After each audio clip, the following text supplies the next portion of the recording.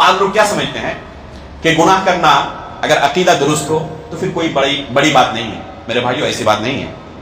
اہل سنت والجماعت کے عقیدے کو بیان کرنا ہمارے لیے ضروری ہے. کچھ دنوں پہلے کی بات ہے، ممبئی میں کچھ واقعات ہوئے خودکشی کے.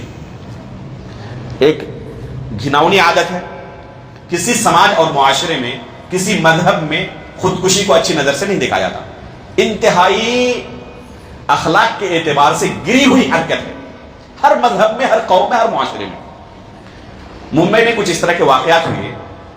بعض لوگوں نے اس قبیح عادت اور برے اخلاق کی مذمت بیان کرتے ہوئے یہ کہنا شروع کیا کہ اگر کبھی کوئی خودکشی کر لیتا ہے تو کیا ہوگا، وہ ہمیشہ ہمیشہ جہنم میں رہے گا، اسے کبھی جنت نہیں مل سکتی. حالانکہ اہل سنت و جماعت کا یہ عقیدہ نہیں ہے. خودکشی کرنا کیا ہے؟ گناہ کبیرہ ہے. اور گناہ کبیرہ کی وجہ سے ایک انسان دائرہ اسلام سے خارج نہیں ہوتا، مسلمان ہی رہتا ہے، لیکن فاسق گنہگار مسلمان ہوتا ہے. اور خودکشی کرنا گناہ کبیرہ میں انتہائی سنگین گناہ ہے، سنگین جرم ہے. اب بعض لوگ کہنے لگے، مطالبہ کرنے لگے کہ اس مسئلے کو اسی طرح بیان کیا جائے. اگر آپ یہ کہیں گے کہ خودکشی کرنے کے باوجود بھی جنت ملنا ممکن ہے، ہو سکتا ہے کہ اللہ رب العالمین معاف کر دے اور جنت میں داخل کرے، اور ایسا بھی ہو سکتا ہے کہ جہنم میں داخل کرے، لیکن جہنم میں اگر داخل کرے گا تو ہمیشہ جہنم میں نہیں رکھے گا، ایک نہ ایک دن جنت میں ضرور داخل کرے گا.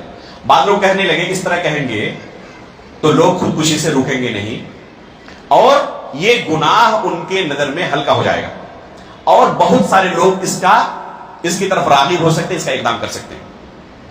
تو ہم نے ان کو جواب دیا کہ کیا اس وجہ سے اللہ کی شریعت کو بدل دیں؟ ظاہر سی بات ہے کہ اللہ رب العالمین کی شریعت کو ہم بدل نہیں سکتے. البتہ مسئلے کی صحیح حقیقت کو ان کے سامنے بیان کرنے کی ضرورت ہے. بعض لوگ کیا سمجھتے ہیں جب ان کے سامنے اس طرح کے مسائل کو بیان کیا جائے اور اہل سنت والجماعت کے عقیدے کو بیان کیا جائے کہ تب تو معاملہ بڑا آسان ہے، اگر جنت سے ہم محروم نہیں ہوں گے ایک نہ ایک دن جنت مل ہی جائے گی. ایسا بھی ہو سکتا ہے کہ ڈائریکٹ جنت مل جائے، اللہ رب العالمین جہنم میں داخل ہی نہ کرے، اور داخل میں کیا تو کیا ہمیشہ تو جہنم نہیں رہنا ہے، جنت تو ملنی ہی ملنی ہے. اس کا مطلب کیا؟ معاملہ بڑا آسان ہے. میرے بھائیوں معاملہ آسان نہیں ہے. جہنم کے آگ کو ہم برداشت نہیں کر سکتے. ایک سیکنڈ کے لیے، ایک لمحے کے لیے بھی جہنم جانے کا تصور ایک انسان نہیں کر سکتا. آپ یہ نہ سوچیں کہ یہ بہت ہلکا ہو گیا ہے. اگر ہلکا لگ رہا ہے تو کبھی آگ کے اندر اپنے ہاتھ کو ڈال کر دیکھیں، آپ کو اندازہ ہوگا کہ جہنم کیا چیز ہے. حالانکہ یہ دنیا کی آگ جہنم کی آگ کے بالمقابل کچھ بھی نہیں ہے. تو اگر اس آگ کو ہم ایک سیکنڈ کے لیے برداشت نہ کر سکے تو جہنم کی عذاب کو ایک سیکنڈ کے لیے برداشت کر سکتے ہیں؟ اور کیا ہمیں پتا ہے کہ جہنم کے اندر اللہ رب العالمین نے اگر ڈالا اس جرم کی وجہ سے تو کتنی مدت تک رہنی پڑے گی؟ کسی کو پتا ہے؟ کیا کوئی تصور کر سکتا ہے جہنم کی آگ کو برداشت کرنے کے بارے میں؟ تو کیسے کوئی انسان کہہ سکتا ہے کہ یہ معاملہ بڑا آسان ہو گیا؟ میرے بھائیوں کسی گناہ کے بارے میں ایک انسان تصور نہیں کر سکتا کہ یہ گناہ ہلکا ہو گیا ہے. البتہ اہل سنت والجماعت کا جو عقیدہ ہے اسے بیان کرنے کی ضرورت ہے، اور ساتھ میں یہ بھی بیان کرنے کی ضرورت ہے کہ انسان کو ہمیشہ گناہ سے دور رہنے کی ضرورت ہے.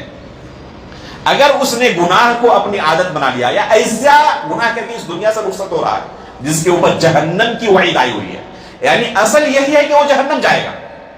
ہو سکتا ہے کہ اللہ رب العالمین معاف کر دے، لیکن اصل اس کے لیے وعید آئی ہوئی ہے کہ اللہ رب العالمین کی جہنم اس کے لیے ہے. اللہ کے رسول صلی اللہ علیہ وسلم کی صحیح احادیث موجود ہے. تو اس کے باوجود کوئی کیسے تصور کر سکتا ہے کہ میں یہ گناہ کروں گا؟